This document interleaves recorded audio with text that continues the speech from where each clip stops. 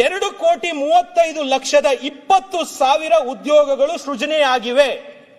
2,35,20,000 ಉದ್ಯೋಗಗಳು ಸೃಜನೆಯಾಗಿದೆ ಅಂತ ಹೇಳಿ ಗವರ್ನರ್ ಕೈಯಲ್ಲಿ ಮಾತಾಡಿಸ್ತಾ ಇದ್ದಾರೆ.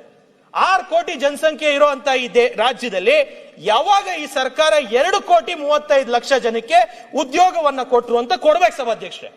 25 ಲಕ್ಷ MSMEಗಳು. ಇದರಲ್ಲೇ ಮುಂದಕ್ಕೆ ಇನ್ನೊಂದು ಪಾಯಿಂಟ್ ಬರೆದಿದ್ದಾರೆ.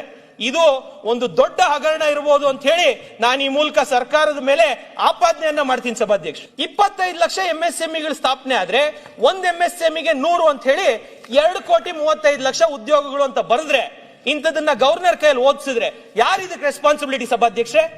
ಸರ್ಕಾರ ಏನ್ ಬೇಕಾದ್ರೂ ಹೇಳ್ಬೋದು. 6 ಕೋಟಿ ಜನಸಂಖ್ಯೆಯಲ್ಲಿ 2,35,00,000 ಜನಕ್ಕೆ ಕೆಲಸ ಸಿಕ್ಕಿದೆ ಅಂತ ಹೆಂಗ್ ಹೇಳ್ತಾರೆ ಸಭಾಧ್ಯಕ್ಷರೇ?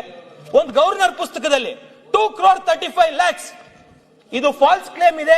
ಇದು ಕಾಂಗ್ರೆಸ್ ಸರ್ಕಾರದ ತಪ್ಪು.